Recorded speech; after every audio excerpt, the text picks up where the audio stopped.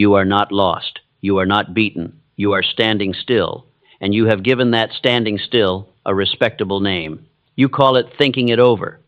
You call it waiting for the right moment, gathering more facts, being careful. I have listened to that speech from 10,000 men, and I will tell you what it truly is. It is indecision, wearing the coat of prudence. I have spent more than 20 years examining the lives of men who accumulated fortunes and men who accumulated nothing but excuses. Of the 25,000 who had met with failure, lack of decision stood near the head of the list of the 30 major causes. Not lack of talent, not lack of schooling. Lack of decision. Hear this and let it sting. You are playing checkers with time. It is always your next move. Move with quick decision, and time will favor you. Stand still, and time will wipe you off the board. I am going to place before you 7 decisions. Not 7 ideas to admire, 7 decisions to be reached before this day ends and this house is dark. Make them, and the man who wakes tomorrow will be under new management. Refuse them, and I can tell you precisely where you will be a year from tonight in that same chair, telling that same story about what you were going to do. Part 1, the law behind all 7, and the first decision before I hand you the first of the 7, you must understand the law that stands behind all of them, because if you do not understand it, you will treat these decisions as sentiments, and sentiments have never yet moved a single dollar or a single man. Here is the law, and I did not invent it. I found it by counting. I analyzed several hundred men and women who had accumulated fortunes well beyond the $1 million mark. Every one of them, I ask you to mark the word every, had the habit of reaching decisions promptly and of changing those decisions slowly, if they changed them at all. Then I turned the glass upon the others. The men who never accumulated enough for their own needs. Without exception, they had the opposite habit. They reached decisions slowly, if at all, and they changed them quickly and often. That is the whole difference. Not blood, not schooling, not the accident of birth. A habit of the mind, held so consistently that in the end it hardens into a man's character and writes his obituary for him. Now, where did you learn the other habit? For you were not born with it. No child is. You learned it in a schoolroom that never once required you to declare what you intended to do with your life. Before we dive in, I want to step out of the content for a moment and just talk to you the way I'd talk to a friend over coffee. Thank you for being here. Whether this is your very first video or you've been walking this road with me for a long time now, I'm honestly so happy you came. There's a whole world out there fighting for your attention, and you chose to spend a little of yours right here. That's not small to me. We're building something special together, you and I'm grateful for every bit of it. By the way, some of you keep asking how to put this into practice, and that's really all the new Money Magnet protocol is. It's linked below if you're curious. I'll walk you step by step to attract your first $100 so that you can see that the law actually works. Whatever you do then with it is up to you. You can build generational wealth or just attract a little more so that you unlock more freedom in your life. Grab it now. It is the second link in the description. You learned it at a table where every discussion ended in "we shall see." You learned it in a place of employment where a man is rewarded for asking permission and punished for taking initiative. The habit of indecision begins in youth. It takes on permanency as the boy passes through the grades and even through college without any definiteness of purpose whatsoever. Then it follows him out of the schoolhouse door and into his work, if in fact he chooses his work at all. Generally, he does not choose. He takes the first place he can find because he has fallen into the habit of indecision. 98 out of every 100 men working for wages today hold the positions they hold for exactly that reason. They never decided upon a position. They accepted one. Look at your own life now with an honest eye. How much of it did you select, and how much of it was simply handed to you while you were making up your mind? Let me tell you of a man who selected. He was young and he had no money, not a little money, no money. He wished to reach a certain city in New Jersey and could not purchase a ticket.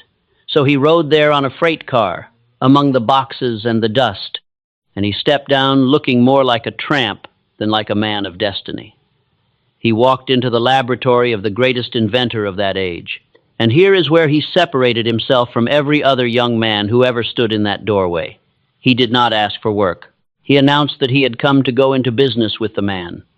The inventor said afterward that the fellow looked like an ordinary tramp, but that there was something in the expression of his face which conveyed the impression that he was determined to get what he had come after.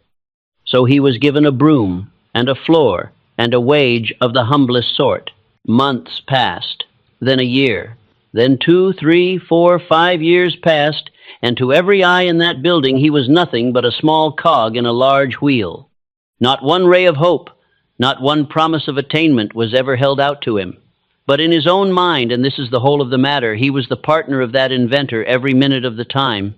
From the very first day he took up the broom. Then a machine came along which the salesman laughed at. Nobody wanted it. He wanted it. He said he could sell it, and he was given the chance. And he sold it so completely that he was given a contract to distribute it throughout the nation. His name was Edwin C. Barnes, and he retired a wealthy man, the business associate of Thomas A. Edison. Now do not romance the story. Strip it down and see what is actually inside it, because what is inside it is available to you tonight in the room where you are sitting. He did not say, "I will try to induce Edison to give me a job of some sort." He said, "I will see Edison and put him on notice that I have come to go into business with him." He did not say, "I will work there a few months, and if I get no encouragement, I will quit and find something elsewhere." He said, "I will start anywhere. I will do anything he tells me to do. But before I am through, I will be his associate." He did not keep one eye open for another opportunity in case this one failed him. He burned every bridge behind him and staked his entire future upon his ability to get the one thing he had named. He left himself no possible way of retreat. He had to win or perish. That is not luck, my friend. That is definiteness, and definiteness is a decision that has been given a name, a shape, and a date. So here is the first of the 7. Decision 1. I will decide today exactly what I want, not what I would like, not what would be nice if the circumstances of my life were arranged differently. Exactly what I want, one definite chief aim, stated so plainly that a stranger could read it and know whether I had reached it or not. And a wish will not serve you here. A wish is a mood. Everyone who has ever reached the age of understanding has wished for money, and wishing has never brought a dollar of it. You will name the definite object. You will name the definite amount if it is money you seek. You will name the definite date by which you intend to possess it. And you will name exactly what you intend to give in return for it, because there is no such reality as something for nothing, and every man who has tried to get without giving has been handed the bill eventually, with interest. Then write it, in ink, tonight, before this house is dark. Read it aloud when you rise in the morning, and read it aloud before you sleep, until the sound of it in your own voice is more familiar to your ears than the sound of your own doubts. A purpose which has never been committed to paper is not a purpose. It is a feeling you enjoy having. And understand what happens the moment you do this. For it is not a small thing. The world has the habit of making room for the man whose words and actions show that he knows where he is going. It steps aside for him. It has no idea why it steps aside. But it has never once stepped aside for the man who is still thinking it over. Part 2. The second and third, decisions. Now I shall take from you something you have been carrying so long that you have mistaken its weight for your own. There was a manufacturer who called his engineers together and gave them an order. He wanted an engine with 8 cylinders, all of them cast in one block. The engineers looked at one another the way educated men do when a practical man has said something foolish. They told him plainly that such a thing could not be done. He said, "Produce it anyway." They went to work at it because they were paid to, and they failed. 6 months passed, nothing. Another 6 months, nothing. They tried every plan they could conceive, and every plan came back to them broken. At the end of a year, he asked for it again. They explained again that it was impossible. He said the same 4 words, "Produce it anyway." And they went back and continued, and then As if by some magic, which was no magic at all, the thing was done. The manufacturer was Henry Ford, and the engine was the V8. Every man in that room knew it could not be done. Every man in that room was wrong. And the only reason it exists is that one man declined to accept the collected opinion of better informed men. It was the same quality in him which kept the Model T on the road long after his advisors, and a good many of his own customers were begging him to change it. They called him obstinate. They called him stubborn. Perhaps he did hold to it too long, but that firmness of decision built a fortune before the change ever became necessary. And I would rather see a man err on the side of firmness than watch him blow about like a leaf in every breeze of opinion that passes. Now here is what you must understand about the men who told him it could not be done. They were not villains. They were not fools. They were experienced men, giving honest counsel from the limits of their own experience. That is precisely what makes opinion so dangerous. It rarely arrives as an enemy. Opinions are the cheapest commodities on earth. Every man has a flock of them ready to be wished upon anyone who will accept them. And if you permit yourself to be influenced by opinions when you reach your decisions, you will not succeed in any undertaking whatsoever. Understand why. If you are influenced by the opinions of others, you will have no desire of your own. You will have a committee where your desire ought to be, and no committee in the history of this world ever burned a bridge behind itself. Close friends and relatives handicap a man in this way more thoroughly than his enemies ever could, and they do it without the least intention of harm. They do it with ridicule that is meant to be humorous. Thousands of men and women carry a sense of inferiority with them the whole length of their lives because some well-meaning and ignorant person destroyed their confidence with a joke at a supper table. You have a brain and a mind of your own. Use it and reach your own decisions. If you require facts from other men, and you will, in many instances, then acquire those facts quietly, without disclosing your purpose. There is a difference between gathering information and submitting your dream for approval, so keep a closed mouth and open eyes and ears. The man who talks too much informs the world of his aims and gives other men the opportunity to profit by his ideas. Genuine wisdom is usually conspicuous through modesty and silence. Tell the world what you intend to do, but first show it. Decision 2. I will decide with my own mind, and I will stop submitting my plans for approval to men who have never built anything. You need not quarrel with them. You need not announce your independence at the dinner table. You simply stop handing them the vote. Now I turn to the third, and it is the quietest of the 7, and therefore the deadliest. There is a kind of man who never decides against his purpose. He would not do such a thing. He simply never decides at all. He allows the current to carry him, and he calls the direction of the current his life. I have named that man the drifter, and I will describe him so that you may recognize him. Whether you meet him on the street or in the glass above your wash basin, the drifter is not wicked. He has no plan to be anything in particular. He takes the position that is offered and the opinions that are handed to him. Before this video ends, make a decision. Keep wishing for money or start attracting it on purpose. Getting rich was never an accident. It's a mind trained to expect wealth. I've made the first step free for you. One page that reprograms your money mind. Go to the second-life.com, download your free Get Rich auto-suggestion sheet, and begin tonight. Don't let this be one more video you watched and forgot. Links in the description. And the day that arrives, and he waits for a better one to come along on its own power. He is never quite satisfied and never quite dissatisfied enough to move. He is a man asleep in the saddle while the horse walks wherever it pleases. And now hear how he is bound. For he is bound by a law and not by bad fortune.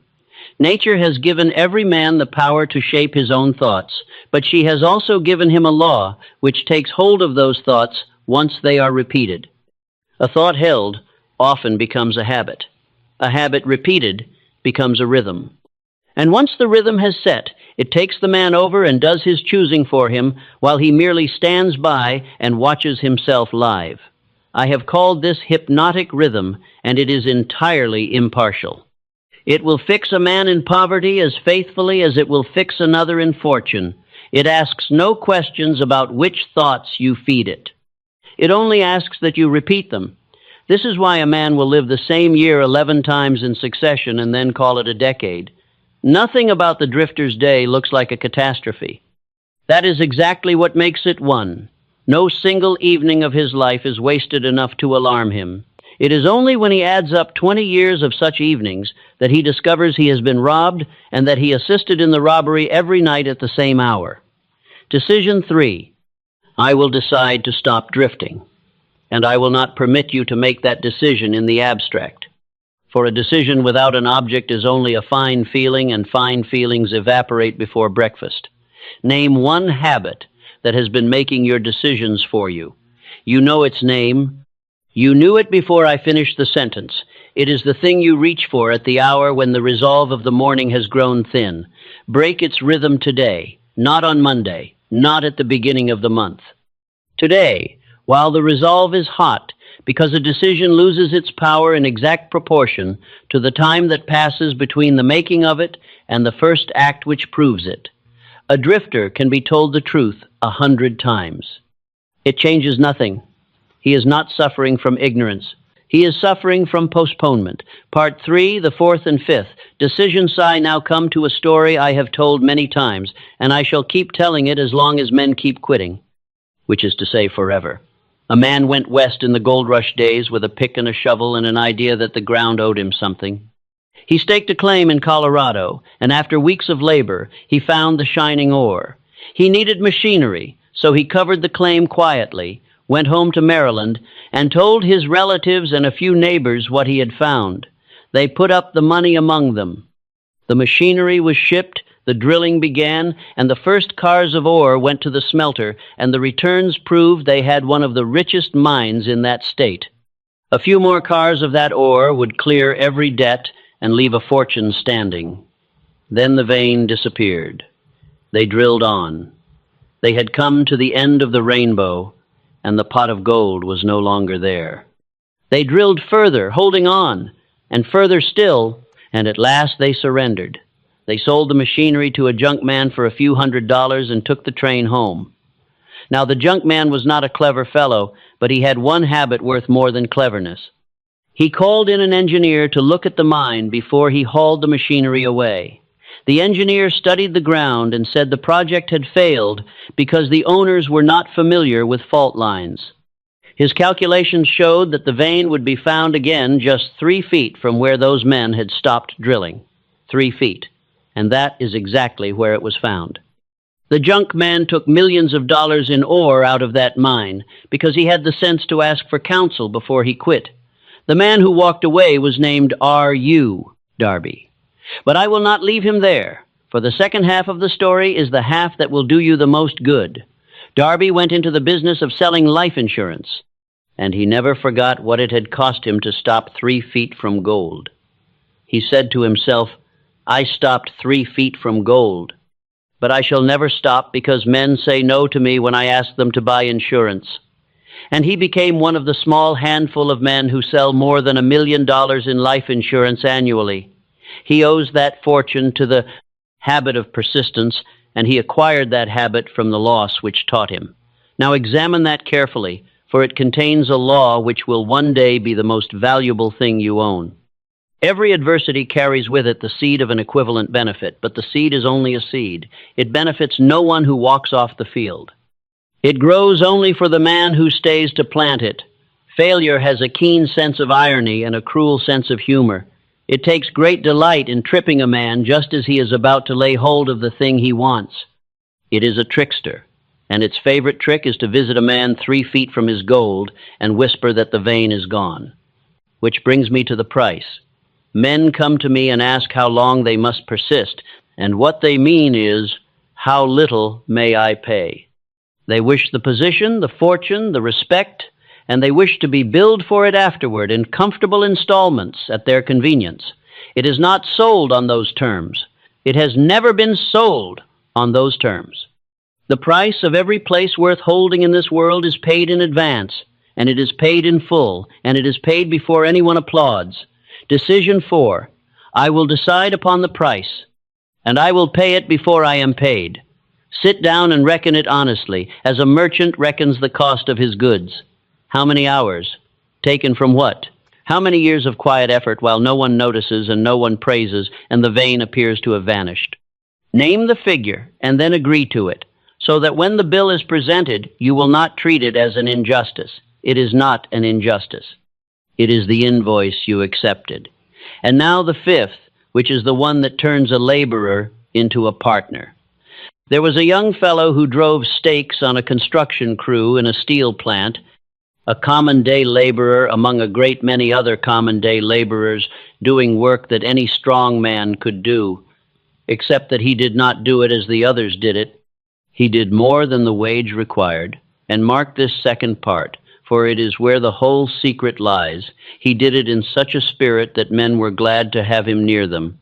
He carried something into that yard every morning which the pay envelope had not purchased. The master of that industry noticed him, as such men are always noticed eventually, and he rose until he was head of the whole concern, at a salary of $75,000 a year. In 1 year, he was handed a bonus of $1 million. Now understand what that bonus was for. It was not for his labor, for no man's labor is worth $1 million a year. It was for his attitude. His name was Charles M. Schwab, and the man who paid him was Andrew Carnegie. Here is the principle beneath it, and I give it to you in 3 parts. Quality of service, the finest of which you are capable in every detail of what you do. Quantity of service, all that you can render, and then a portion beyond, at all times, with the purpose of increasing that portion as your skill grows. And the spirit of service, agreeable, harmonious conduct which causes men to be glad of your presence. Mark well that 2 of those 3 cost you no money and no talent. They cost you nothing but your will.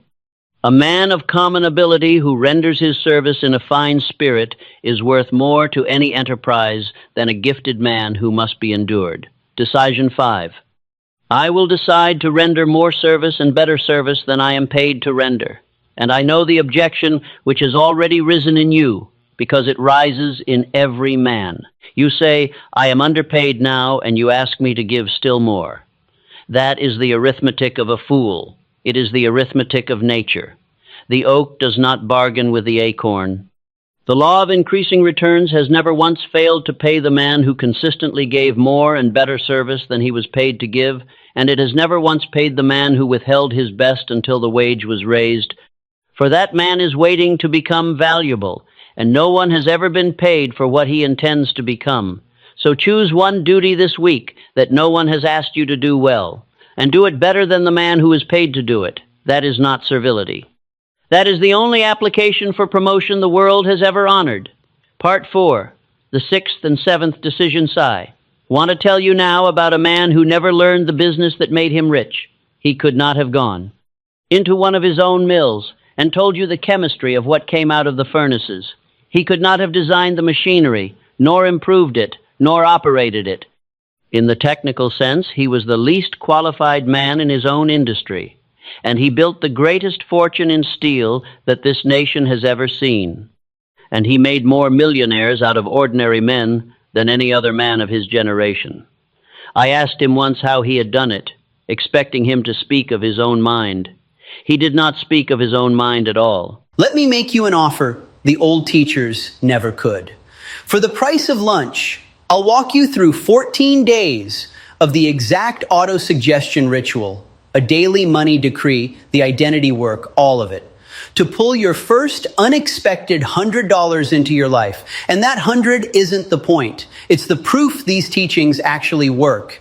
If nothing shows up, you pay nothing. That's the 14-day money magnet protocol. Test this law on your own life. Go to the second link in the description. He pointed behind himself to a group of some 50 men, and he said that his fortune had been made not by what he knew, but by what those men knew, all of them working in perfect harmony toward one definite end. He called it his mastermind. His name was Andrew Carnegie, and it was in his library that I received the assignment which occupied the next 20 years of my life. Now here is the law he had discovered. And it is one of the strangest facts I have ever been able to verify.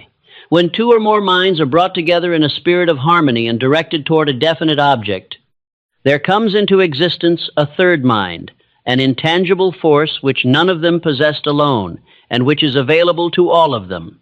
No man ever built anything of consequence with one mind only. He borrowed the education, the experience, and the natural ability of other men, and he did it lawfully, by giving them something to work toward.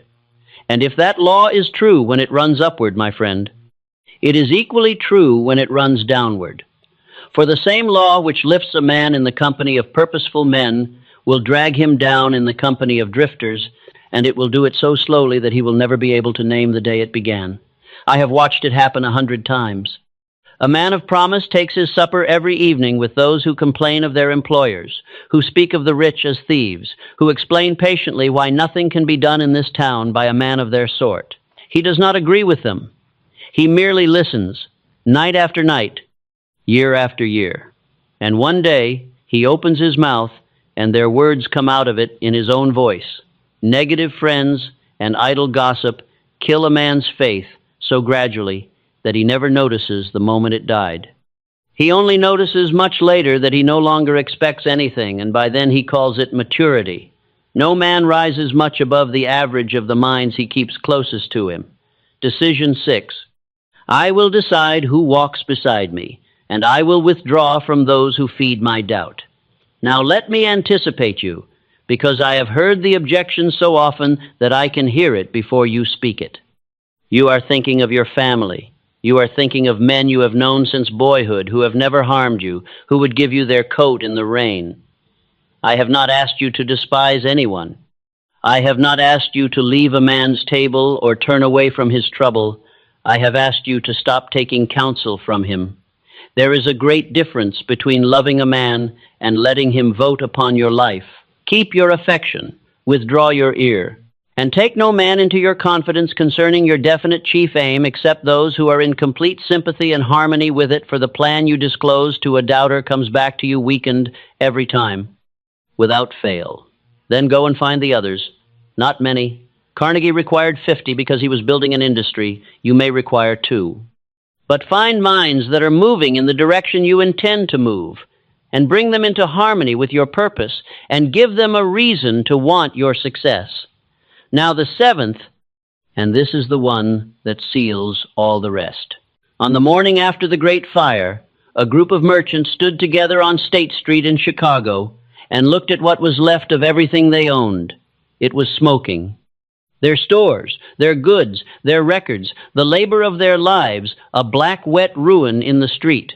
So they held a conference there among the ashes to decide what should be done, and they decided sensibly, as sensible men do. They would leave the city and begin again somewhere in a more promising part of the country, where the going was easier. All of them decided this. All but one. That one pointed his finger at the remains of his own store and said, "Gentlemen, on that very spot, I will build the world's greatest store, no matter how many times it may burn down." That was more than 50 years ago. The store was built. It stands there to this day, and his name was Marshall Field. Now, what separated that man from the others on that morning? Not capital, for his was in the same ashes as theirs. Not information, for they all saw the same ruin. Not intelligence. He had cut off his retreat, and they had not. They had an alternative, and an alternative is the most expensive luxury a man can carry. There was a great commander in ancient times who understood this so completely that he built his whole campaign upon it. He was to send his army against a foe that outnumbered him badly. He loaded his soldiers into boats, sailed to the enemy's shore, unloaded his men and his equipment, and then gave the order to burn the ships.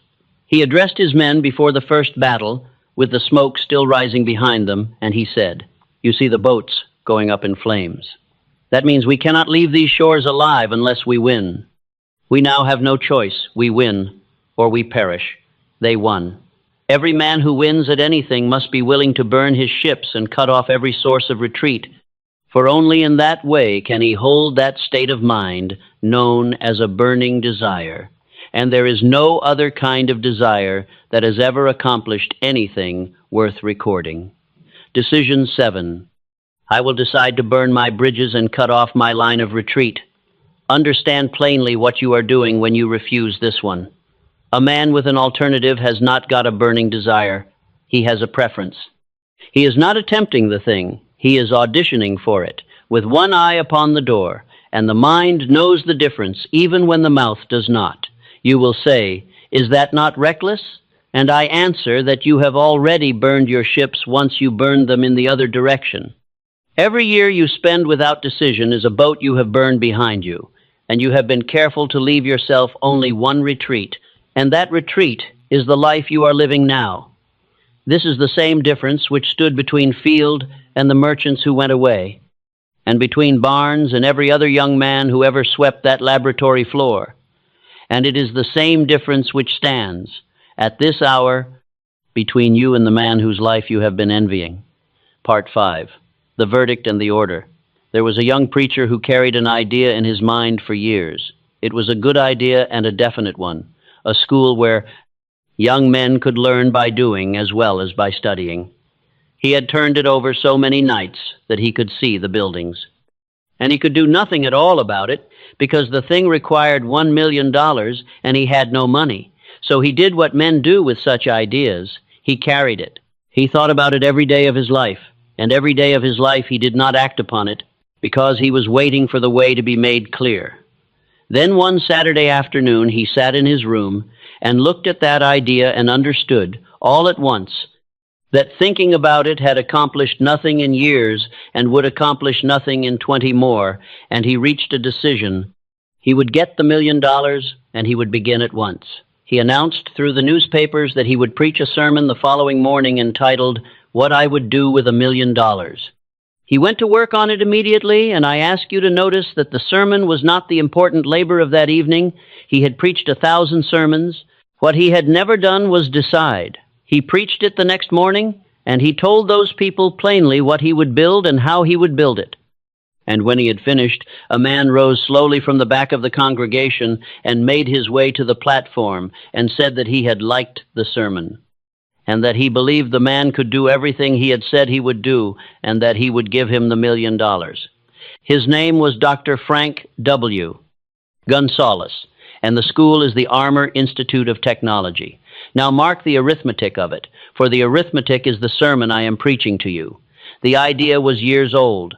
The plan was years old. The need was years old.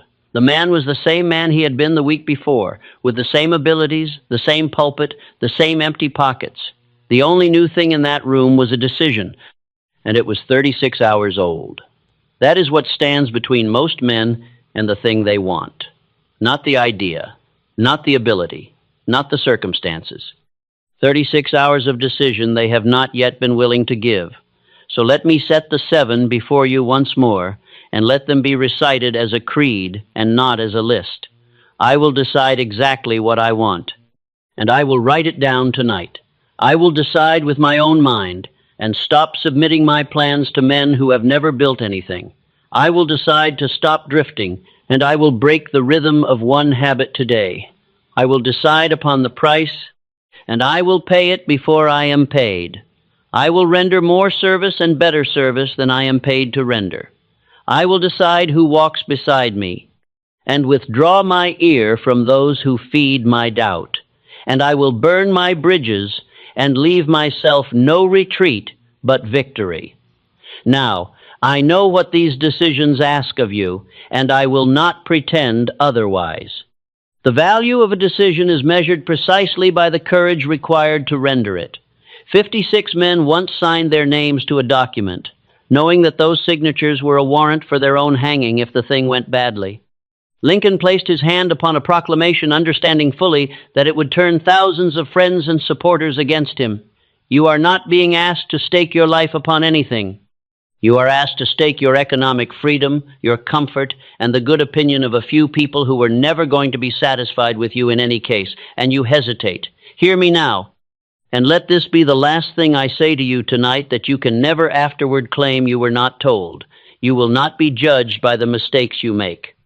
The world forgives mistakes readily. It has always forgiven them. But the world will never forgive a man who makes no decision at all because it will never hear of him. It will never hear his name spoken outside the street on which he lives, and it will not notice when that street forgets him too. So before this house is dark tonight, take a sheet of paper and write these 6 things upon it. The purpose in 1 sentence, the date by which you intend to possess it, what you will give in return precisely. The habit you are killing by name, the man whose opinion you will no longer carry, and the bridge you are burning. Then sign it as those 56 men signed theirs, and understand that you have signed away your right to complain about your life, which is the most expensive thing you now own and the most worthless. I have told you the truth as plainly as I know how to tell it, and the truth changes nothing by itself. 10,000 men have heard this and gone to bed exactly as they were. You cannot always make the right move, but if you are not sure which way to move, it is better to shut your eyes and move in the dark than to stand still and make no move at all. The man of decision cannot be stopped. The man of indecision cannot be started. Take your own choice and take it today. Everything I'm teaching you comes down to one promise. You can become rich, but only once your mind is wired to attract money instead of repel it. And the fastest way to start that rewiring costs you nothing. I've put the exact daily script that programs your mind for wealth onto one free page. Go to the description right now and grab it. That's your first real step out of broke thinking and into the mind that pulls money in. Links in the description.